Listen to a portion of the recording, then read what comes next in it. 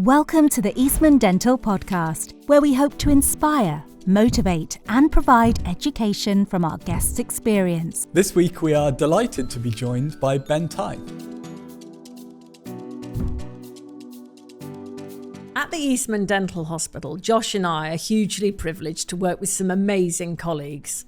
These people inspire and motivate our students on a daily basis. It's about a team approach, so it's no longer the clinician, the patient, and then just someone in the background. It's about incorporating everyone into the appointment. Ben qualified as a hygienist and therapist at Newcastle University Dental Hospital. He went on to UCLan to do a top-up degree. He's completed an MA Oxford Brookes. And now he's just about to start a doctorate. I just have an interest for education, so it's not really a chore for me. I think with anything, I'll do it if I enjoy it. If I don't enjoy it, then that's usually the time that I need to think, okay, this maybe isn't the correct path for me. We're super excited to meet you and talk to you about your career journey. With your hosts, Josh Hudson and Julia Bruin. So what attracted you to a career in dentistry? Okay, so long story. My older sister is actually a dental hygienist, and she was my main inspiration for becoming a dental hygienist or a dental therapist. Originally, I wanted to be a paramedic. I wanted to be a paramedic all the way through school till I was about 17. And one of her friends was also a paramedic, so I asked her what it was like, and she discouraged me strongly from doing it. So I was a bit lost. I went back to the drawing board, didn't really know what I wanted to do. Went to go see a careers advisor who told me I needed to be more realistic in my career expectations, that I probably wasn't going to achieve dental hygiene because it was a really competitive course.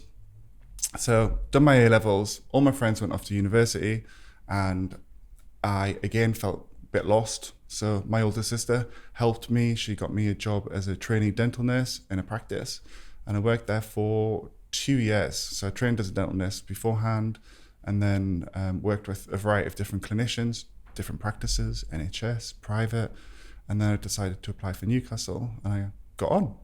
So that was my long story cut short.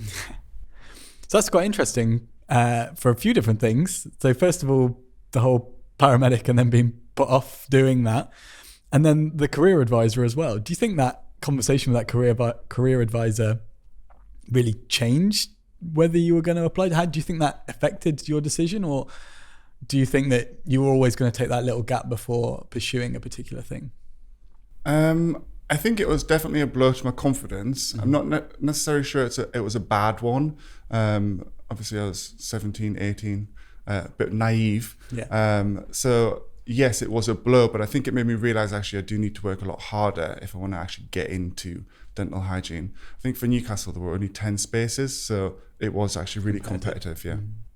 Ben, it seems like you becoming a dental nurse initially was maybe more to allow you to go on to study further and become a hygienist or a therapist. I'm quite interested as to how that experience, although maybe quite short, of being a dental nurse has benefited you now that you've gone on to study further and become a therapist. Absolutely. I think the skills that I obtained from being a dental nurse were invaluable. My patient management skills were better than maybe some that weren't dental nurses beforehand. Also, the dynamics of the treatment room. I think when I get a patient into the surgery, I will introduce my dental nurse. I'll say, this is, I don't know, Mandy or Ezzo. She's going to be helping me today. It's about a team approach. So it's no longer the clinician, the patient, and then just someone in the background. It's about incorporating everyone into the appointment. And I think that's really important for morale. I've been a nurse. I've been that kind of invisible person in a surgery. So I was either invisible or I was asked by patients, are you training to be a dentist? Because I was male and I'm not the normal kind of figure that you would see as a dental nurse. They couldn't understand that. So I mean, it was a very different experience for me as the only male in my class of dental nurses. I was the only male in my exam of 300 dental nurses. Wow. So just coming at it from a different viewpoint. Hopefully, I think there are a few more male dental nurses now. Yeah. So again, the career's diversifying, but I've got first-hand experience at how crucial that nurse is in the appointment. I've also got first-hand experience about how sometimes not valued within the practice. Yeah. And as being a nurse mentor for trainee dental nurses in practice, I've got first-hand experience of how hard they have to work. So they also have to be working 5 days a week, longer hours than us as clinicians, because they're there early, they leave later. And then all the work that they have to do, maybe a weekend, the portfolio write-ups. And the depth of knowledge is incredible. Yeah. And I think even from a public point of view, are you the one that sucks to spit? It's so insulting. Yeah. Yes. When you know everything that they know, and they have so much more to offer. So even I can't do everything in the surgery, but I can provide them a little platform, just to make them feel a bit more valued. Yeah, I agree with what you said there. The level of knowledge is a lot higher than maybe a lot Absolutely. of people remember or think, because I've had dental nurses ask me for help with, revising and stuff, and I'm, wow, this is the stuff that you're having to learn. And they're like, yeah, and I don't think necessarily people realize that. And again, it's valuing everybody, and I think you having that experience, it seems like, has allowed you to then value people going forward, and it's important that everybody else takes that on board as well. Absolutely.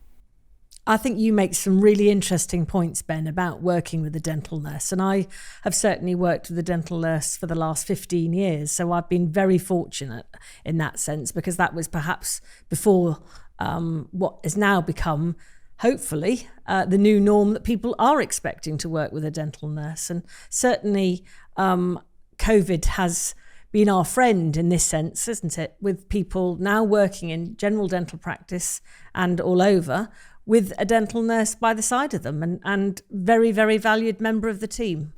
Absolutely. I could not work without one. The organisation throughout the day, obviously massive help. But from a medical legal point of view, we should be working with assistants. I think it's so difficult to do our job. I hear some awful stories about some poor hygienists who are having to work alone, upstairs. There's no one else around. If there was a medical emergency, yes, it might take an extra 30 seconds to get someone, but if you've got a nurse there, you could potentially start sooner. Mm-hmm. It should just be considered normal.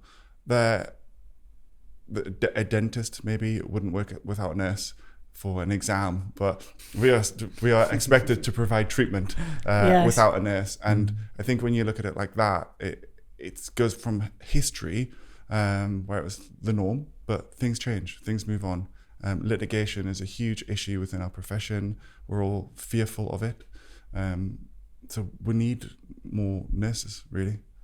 We need to work with them. Yeah, let's champion those nurses. Absolutely. So if we think back to your time as a fairly newly qualified hygienist therapist out of Newcastle, can you perhaps describe in 3 words those early years? Overwhelmed. So massively overwhelmed. Even though I had experiences working as a nurse in practice, and obviously in the hospital, lots of different departments, going out into practice and being responsible for that surgery, that patient, everything falling on your shoulders. Yeah. I felt massively overwhelmed. Number 2 was probably fear, in the sense of, again, it was a lot of responsibility, lots of litigation around, and I was just fearful that all my hard work could easily be taken away. And number 3 was excitement. So this was the start of my career. This is something that I really, really wanted to do, and I loved doing it throughout university. So I thought, right, this is the foundation. I can only build on this. Yeah, I think a lot of people will resonate with those 3 words. I mean, I think fearful is something that is definitely perhaps more profound in those early years. But, it doesn't stop us from having those feelings even throughout our whole practicing career, really, does it? I think it means that we're taking things quite seriously. And I think that's important to take seriously. After all, we've got a patient that we're caring for. Yeah, exactly. And then, so how long after you qualified initially? Was it before you went back to UCLan? So I went back to UCLan about 5 years after I qualified. Okay, so I'm quite interested. What was the kind of turning point, the point that made you decide to do that, essentially, I guess? Yeah. So I did love the career.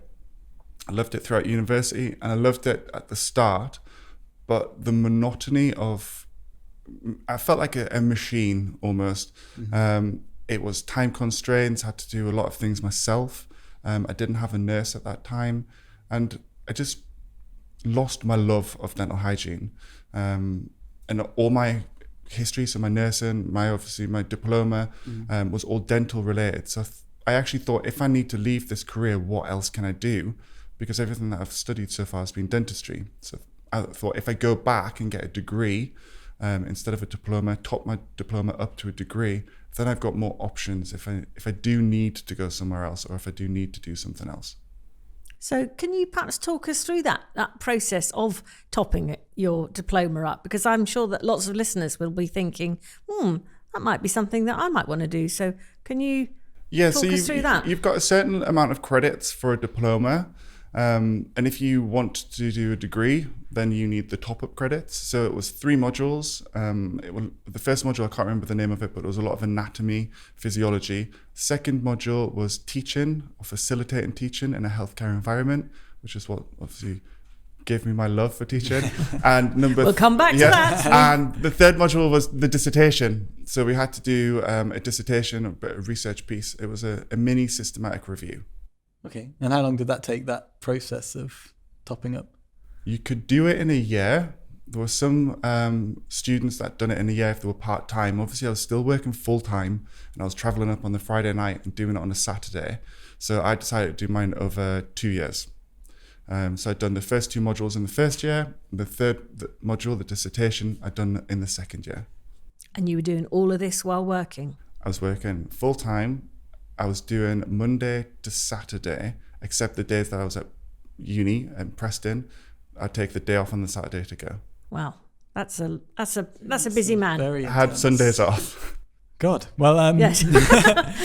so you're obviously, very committed to that process. Would you recommend that to other people? I know Julia mentioned there would be people listening that will think, oh, that's something that I could do. Is that something? 100%. I would do it all again. I think if you are a hygienist and you just like to learn, I think it's an excellent thing to do. You do learn a little bit that you could apply into practice. So your anatomy, physiology, it's a good refresher. Mm-hmm. If you are thinking about teaching, or you are interested in getting into education, then the facilitating healthcare education module really, I found it really helpful and enlightening, actually. And obviously the dissertation, if you're interested in research, it's a good little sample of different potential avenues that you could go down, obviously, once you get your degree. So you're very busy then. You're still very busy now. So you work, we're very lucky to have you work with us part of the week. You still pursuing some postgraduate education, but we'll get onto that shortly. But what are you up to the rest of the week? Do you work in practice now? Do you not work in practice? What's your setup at the moment? So work 2 days here at the Eastman. I work 3 days in practice. So I'm working as a dental therapist, private multidisciplinary practice in Oxford. Okay. Can you tell us a little bit more about that practice, how you got into that, how that's going? Yep. So I've been at that practice since I qualified. Interesting. 2011, back end of the financial crisis. Obviously, Northeast, there wasn't a lot of jobs. Everyone at the time looked at Gumtree for jobs, and I think there were about 4. Okay. So I was working in Newcastle when I first graduated on a Monday, and that was it. That's all I could find. And then I saw a job advertised part-time in Oxford. I applied, got a call asking me to go for an interview, and then I went for the interview, and I was offered full-time, and I've been there ever since. And I do really love that practice. Obviously, I love the staff that I work with, but it's changed a lot over the years. Again, I qualified. When I qualified, I didn't have a nurse. Shorter appointments. Now I've got longer appointments, a lot more autonomy. I have my own nurse. I'm well looked after. So yeah, it's taken 10 years, almost 11 years to get to that point, but yeah, it's a good practice. Sounds as though it's been worth the wait, though. Absolutely. And I think that, we're talking about the last 10 years, but where do you envisage the next 10 years then? I mean, do you think that dental therapy is going to just continue to grow and grow and grow? I do. I think there are some crucial changes that need to happen. But I do think therapists will be used a lot more. I am a passionate advocate for therapy. I do love the profession. I think we are underutilized. We have so much more to give, and we just need that opportunity to be able to do that. Myself, where I see myself in 10 years, who knows? I didn't think I would be here 10 years ago. I do think that I'd probably keep my hand in clinical, but I think I'd move more towards the education side of things. Interesting. I think, so from what you've said there and from what you said earlier about that point in your career where you were potentially a little bit disillusioned, it seems like you're not there now, but there was that point where you were disillusioned, you decided to do the top-up course to give you those options. If there was a colleague who was feeling in that position that you were in then, who's feeling in a bit of a rut, who's feeling maybe a bit disillusioned with the profession, what advice would you give to them to maybe get to a point maybe where you're like at now, where you're a little bit happier and a little bit more comfortable with being in the profession? I think the first thing that I always say if someone's become a little bit disillusioned or they feel like they're in a rut is just go on a CPD course. That's the easiest thing because you're around colleagues. Everyone's probably going to feel the same. Mm-hmm. It's good just to chat, vent a little, but you're in that learning stage. That would be my initial advice. But that's been quite hard with Really, COVID. really hard, especially in person as well. Yeah. I think everyone's zoomed out, everyone's teamed out. Yeah. And you just don't get that perhaps interaction that you would do perhaps during the lunch break or, at the end of a conference while you're all gathering your papers and just sort of saying hello to each other and making plans for the socials. And we're a very social profession. We talk all day. I don't know if there's another profession that talks as much as what we do, but we have like 8 hours of chatting. So I think to do that with colleagues, it has been a bit of a miss. And I do think that the last 2 years have been tough on our morale. And I think, so as a dentist, I think generally speaking, we're quite lucky. There's normally a few associates in the practice that you can kind of bounce a few ideas off and that kind of know the situation that you're in. But maybe as a hygienist or a therapist, if you're the only hygienist or therapist in that practice, I mean, obviously you can talk to the dentist about things, but it's not somebody else that's kind of in exactly that same position that you're in. So I think, I'm sure it can be quite lonely for you guys potentially in practice. And I don't know how you feel, Ben, but I definitely have talked to colleagues who've said that they are the only hygienist or the only therapist in the practice, and we're sort of that middle person in the practice, aren't we? We're not the sort of the principal. Politics is very different. Yeah, people seem to come to talk to us about the concerns, the worries.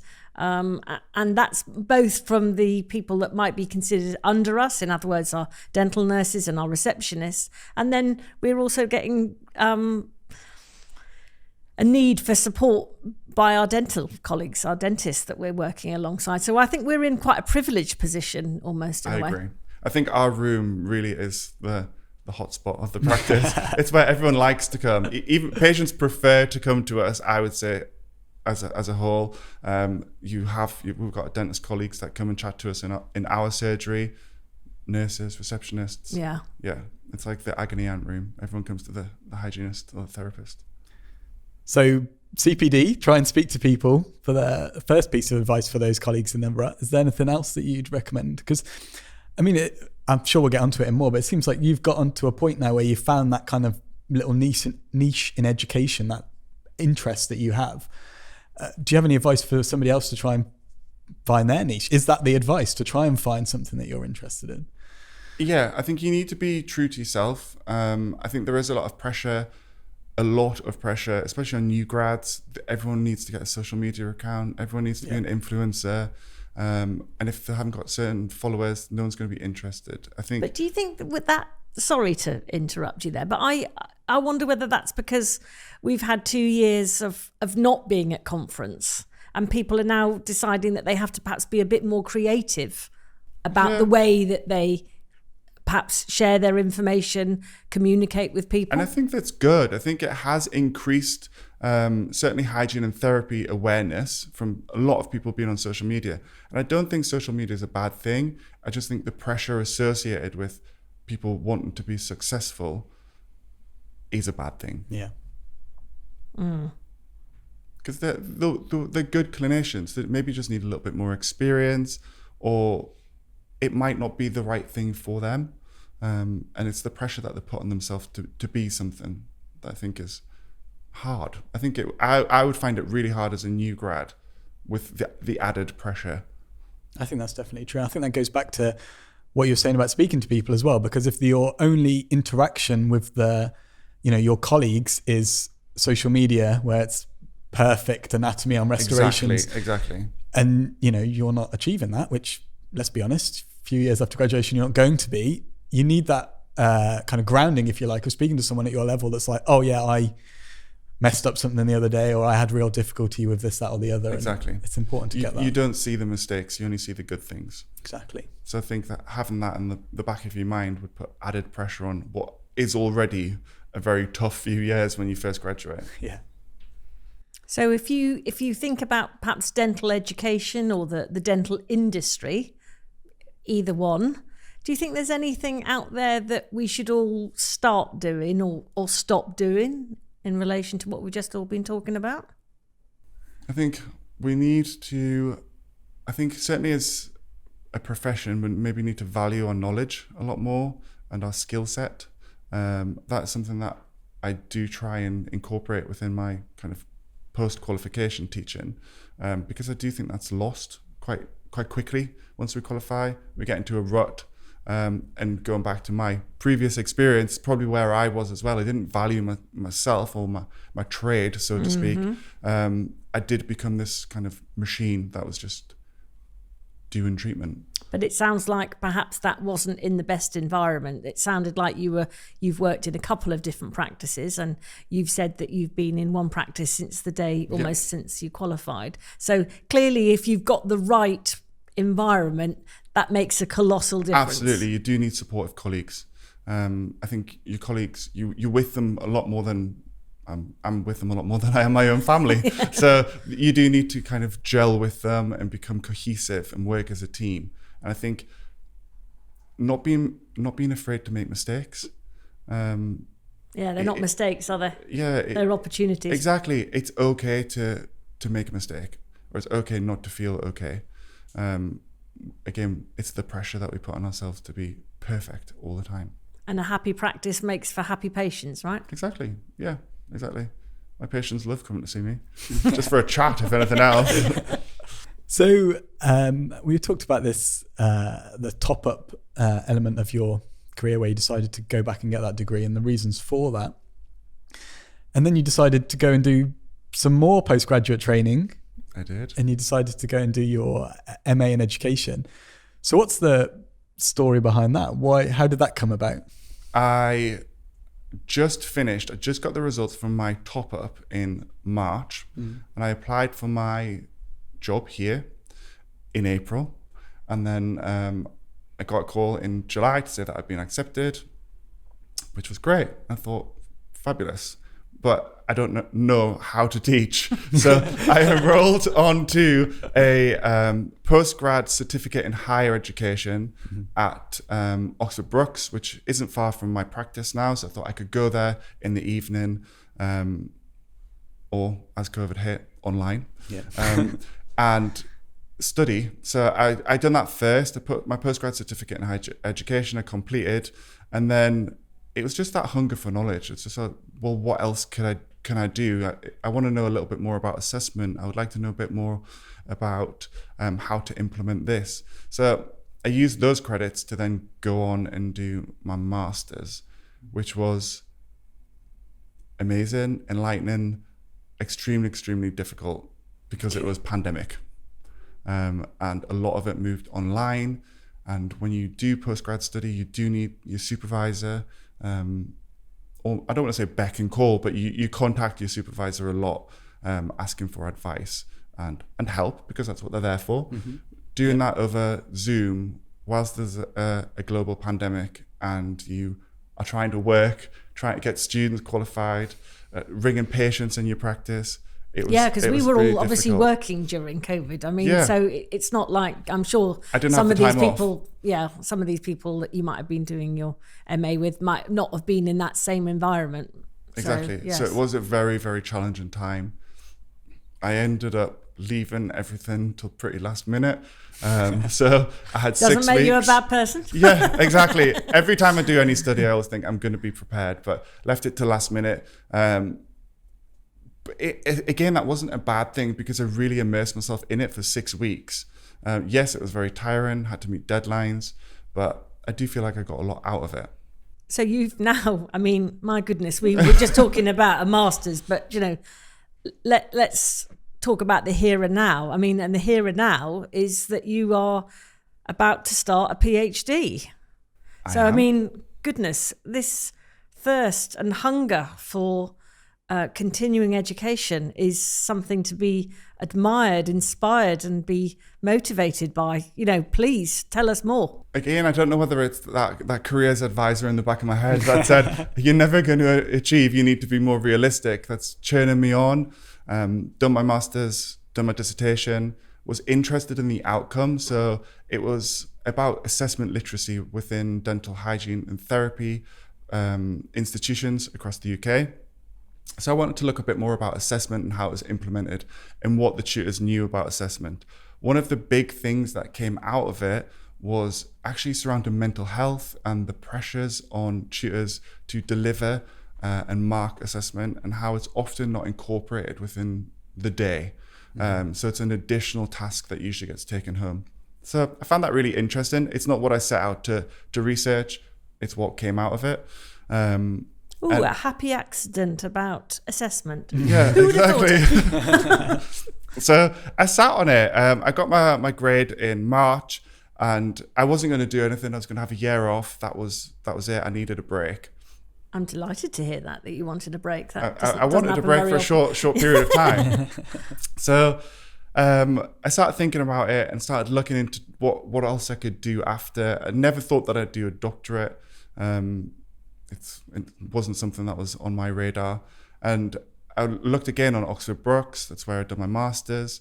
And I had an educational doctorate. So it's different to a PhD in the sense that you do 2 years academic theory. You're with a group of educationalists who are all probably high points in the profession or the career, and they're wanting to progress on to the next step.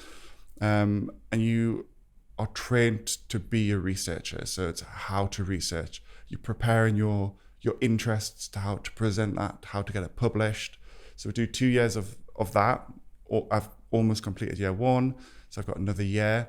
And then we do our independent study, and that's when we get allocated our second supervisor. So we're working under supervision in year one and year two, and then we got our second supervisor in year 3 and year 4. And then that should hopefully be it. Who knows what's after that? I think not. I think you don't seem else. to have energy to keep going and going and going. I just have an interest for education, so it's not really a chore for me. I think with anything, I'll do it if I enjoy it. If I don't enjoy it, then that's usually the time that I need to think, okay, this maybe isn't the correct path for me, and go back to the drawing board and then see where I go. I think people sometimes carry on things that they maybe don't enjoy, and it becomes not what they expected. I think some might see it, I guess, as unusual for, a hygienist or therapist to do this much postgraduate study. I mean, I don't know whether you agree with that or whether that's what you get a lot. Yeah. I get this all the time. So is it gonna add anything to what you can do? No. But it doesn't add to anything. My GDC scope of practice isn't going to increase, but my knowledge will increase. I am networking, I'm speaking to different people from different environments, different backgrounds. Now, obviously, I think as an educator, the broader your mind, I think the better teacher that you're going to become. And you talked about and clinician, to be fair. Actually, because I think, like you're saying, when you're talking to, I mean, absolutely, I take your point about your education role, but actually your patients will benefit because in that sense that you will be talking to other people, and therefore sharing knowledge is always part of those conversations, isn't it? And I think it's good to be, I don't want to say a role model, but to be someone that is kind of showing the students that there is more to being in a surgery, scaling and polishing. If that's what you want to do, then that's absolutely fine. That's what we've trained you to do. But just so you know that there are other options that you can explore if you want to.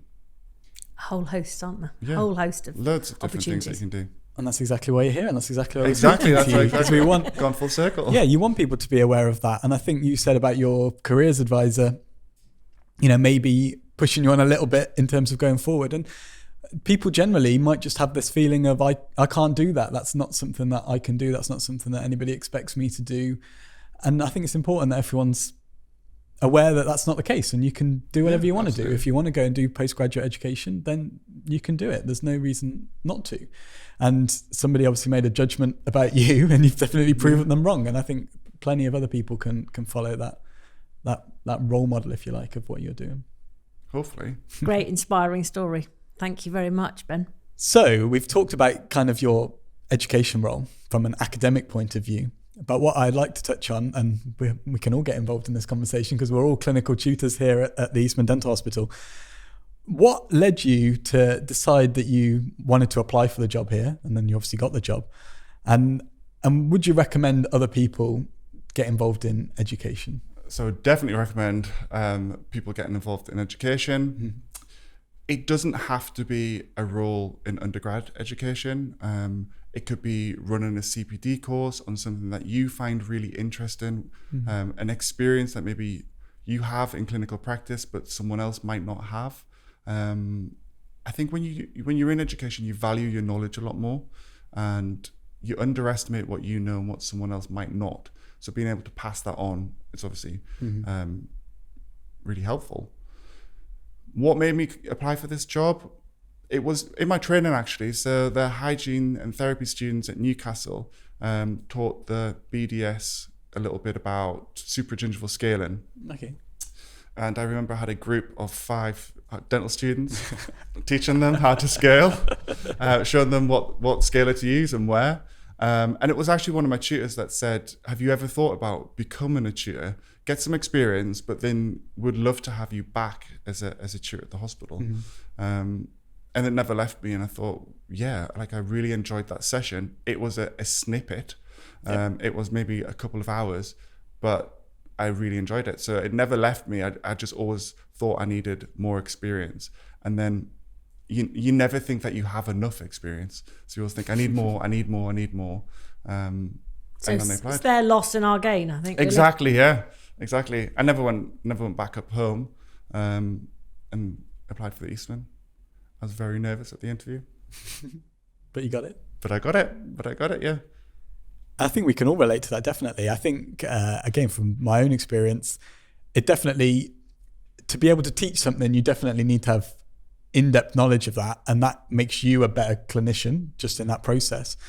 And I definitely agree with what you've said previously about valuing your knowledge and valuing your skills, and coming back and seeing students and imparting that knowledge and seeing, you know, maybe we don't all remember those 2.5 hour checkup appointments that we had right at the start, but seeing that and realizing, do you know what, I've got a lot of experience, a lot of knowledge. 1, that I should appreciate more, and 2, that I can now impart on these other people. I think it's a lovely experience. It's a real privilege, isn't it? I think to see those light bulb moments in your students where you are teaching them something and all of a sudden they just, that penny clicks and they go, oh yeah, I got it. And I certainly did it recently with a student, and because we're wearing masks now, you're all of the time, you're having to sort of gauge that light bulb moment by looking at somebody in their eyes, and it's I think it's a great privilege. I do think being clinical also helps a lot, because you keep up to date with the latest things. Yes. And you can apply things. Well, I do this in practice. This is what I do. Well, it's what you did yesterday. It's what you're going to do tomorrow. It's what you're saying to them to do today. So following on from that, so how do you think, do you think that being in education does influence your daily practice? And can you talk about how, if that's the case? I don't think it influences my daily practice in the sense that I'm still probably the clinician that I always have been. You're right in the sense that there are some things that I now know in a lot of detail, and it's almost retraining myself to think, okay, this patient isn't a student. They aren't going to have the knowledge. I need to put this in more layman's terms. I think what has been quite interesting from my journey is that, yes, through social media, I've had some companies reach out. I think partly because I'm a dental therapist, but partly because I'm an educator. Different avenues that I would never have thought a therapist would be associated with, for more of like a public health promotion kind of role. So I've worked with some brands on maybe sexual health and the mouth, and that's a topic we never discuss. I know we do as in our undergraduate program here at the Eastman, but I never got any training in sexual health. It was about obviously infection control with HIV, but not a lot about how that would present in the mouth. But do you think that's because things have changed in that context, in the sense that we know much more about the fact of oral health directly being impacted by general health? Yeah, I do think so. I mean, obviously there's loads of systemic diseases now that we're talking about, Alzheimer's and things. But it just highlights our role. Again, we're not just that machine in the broom cupboard down the bottom of the corridor. We do have so much more to offer. And it's about obviously taking on those opportunities. So along those lines, we've asked quite a few people the same question. If we were going to give you one of those big billboards in Piccadilly Circus and you can put any dental message that you want on there, what message would you want to get out to everybody? The public, in terms of an oral health message? Yeah. Brush your teeth. That's simple. Yeah, keep it simple. Yeah, keep it simple. Keep it simple. I mean, the message is simple, but, you know, it's surprising, especially with kind of the economic environment that we're in. Not everyone's going to be able to do that. So let's just keep it simple. Brush twice a day, 2 minutes. With a fluoridated toothpaste. So we asked you right at the start, if you remember, what 3 words you'd use to describe that early stage of your career. And I'm intrigued that you've gone through this journey, and there've been a lot of steps of this journey and lots of different directions and different changes. What 3 words would you describe where you're at now? Opportunity is one.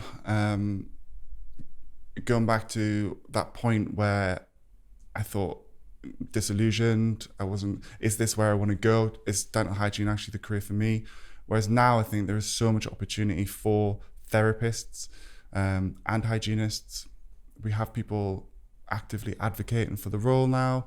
People are aware, the public are becoming more aware of our role and our importance. So I think there are a lot more opportunities coming our way.